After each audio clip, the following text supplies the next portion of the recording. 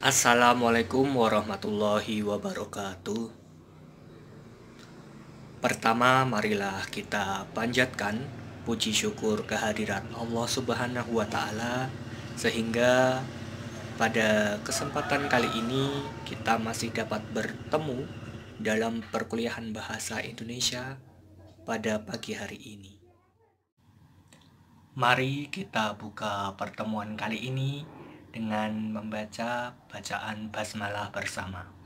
Bismillahirrohmanirrohim.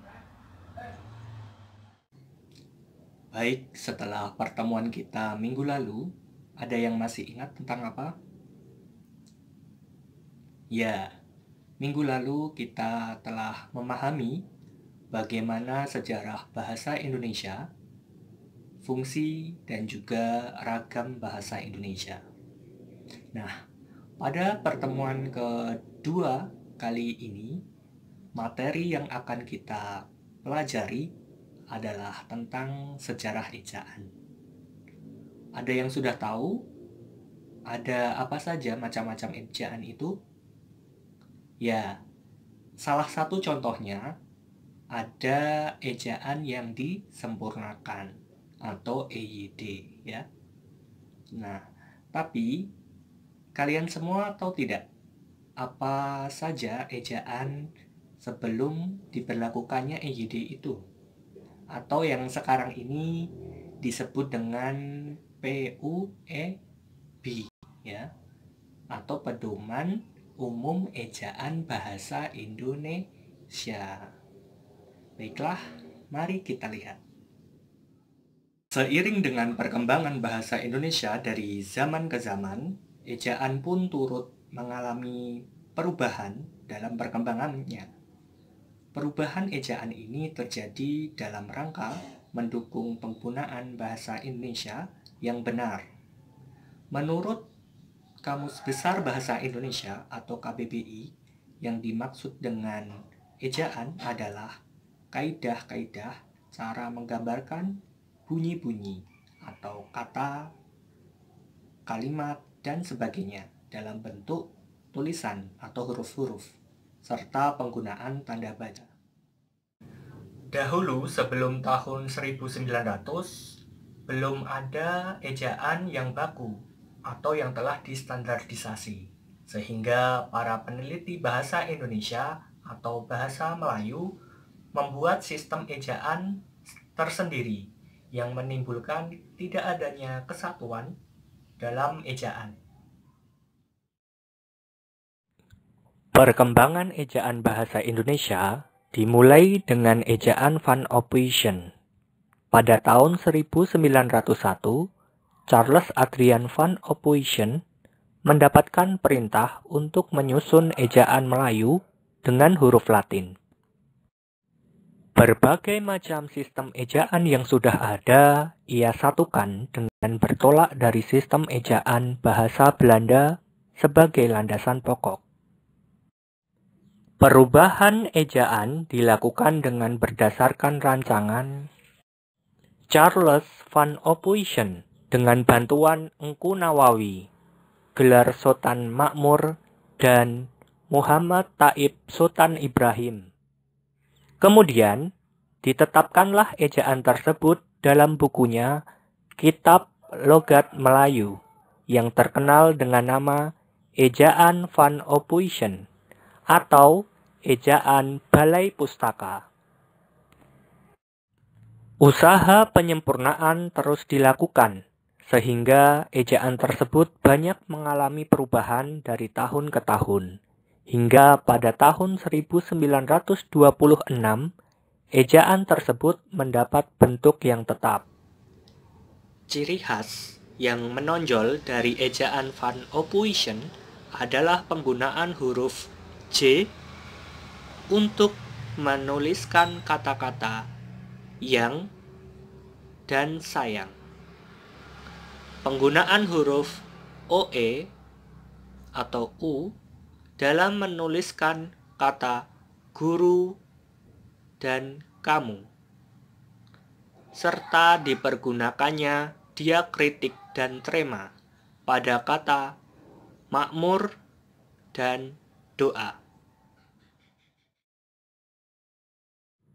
Ejaan yang berikutnya adalah ejaan Suwandi.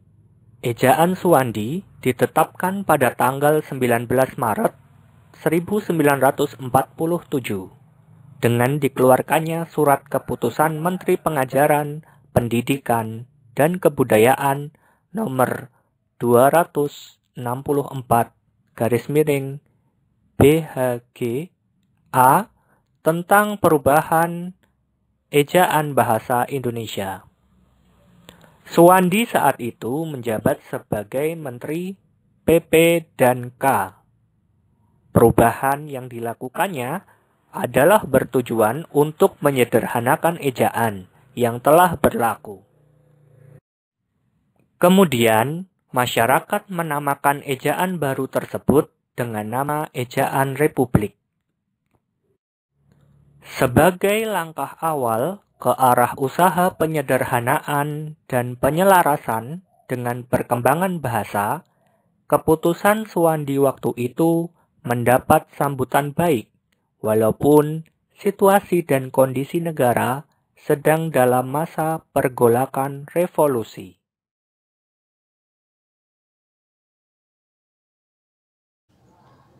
Berdasarkan isi dari surat keputusan itu, kata guru yang sebelumnya di dalam ejaan Van Ophuijsen ditulis guru, dalam ejaan Suwandi ini mengalami perubahan dan ditulis menjadi guru. Meskipun demikian, di dalam SK tersebut tidak semua bunyi O diganti dengan U. Selanjutnya, pada tahun 1959 berlangsung suatu perjanjian persahabatan antara Republik Indonesia dengan Persekutuan Tanah Melayu. Dengan diadakannya perjanjian tersebut, dimaksudkan dapat mempersamakan ejaan bahasa kedua negara. Pada akhir tahun 1959, melalui Sidang Perutusan Indonesia dan Melayu, Slamet Mulyana, Syed Nasir bin Ismail sebagai ketua, menghasilkan konsep ejaan bersama yang dikenal dengan nama ejaan Melindo atau Melayu Indonesia. Namun, karena perkembangan politik pasca tahun-tahun berikutnya mengurungkan peresmian ejaan tersebut sehingga tidak diumumkan. Sejalan dengan laju pembangunan nasional, ejaan terus mengalami perubahan dalam rangka menuju kesempurnaan. Menteri Pendidikan dan Kebudayaan Sarino Mangunpranoto pada tahun 1966 membentuk Panitia Ejaan Bahasa Indonesia yang memiliki tugas untuk menyusun konsep baru dalam menyempurnakan ejaan yang terdahulu.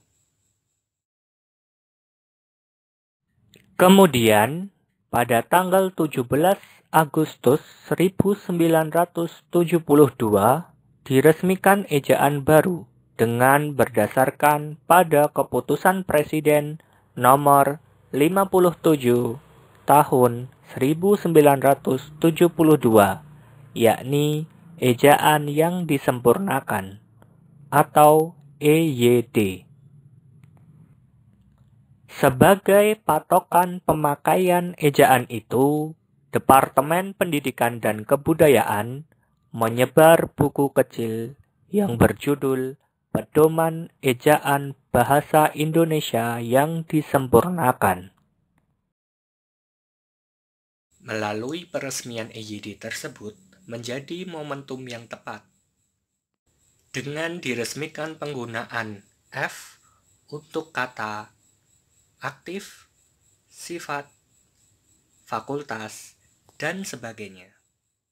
Berbeda dengan ejaan sebelumnya, yaitu ejaan Swandi, yang tidak terdapat ketetapan tentang penggunaan huruf F, V, Z, SJ, atau yang dalam EYD, SY, dan CH, atau yang dalam EYD, KH. Cara menulis huruf tidak hanya diatur dalam ejaan, tetapi juga cara menulis kata dan menggunakan tanda baca. Seperti yang terdapat dalam sistem ejaan EYD. Pada tahun 1988, Pedoman Umum Ejaan yang disempurnakan, edisi kedua, diterbitkan berdasarkan Keputusan Menteri Pendidikan dan Kebudayaan Republik Indonesia nomor 0543/U/1987 pada tanggal 9 September 1987. Setelah itu, edisi ketiga diterbitkan pada tahun 2009 berdasarkan Peraturan Menteri Pendidikan Nasional nomor 46. Pada tahun 2016, berdasarkan Keputusan Menteri Pendidikan dan Kebudayaan Dr. Anies Baswedan, Pedoman Umum Ejaan Bahasa Indonesia yang disempurnakan diganti dengan nama Pedoman Umum Ejaan Bahasa Indonesia, yang penyempurnaan naskahnya disusun oleh Pusat Pengembangan dan Pelindungan Badan Pengembangan dan Pembinaan Bahasa. Demikianlah sejarah perkembangan ejaan, yang secara keseluruhan adanya perubahan ejaan tersebut adalah untuk melengkapi ejaan-ejaan sebelumnya. Ejaan pada perkembangannya selalu dilengkapi guna dijadikan sebagai penuntun.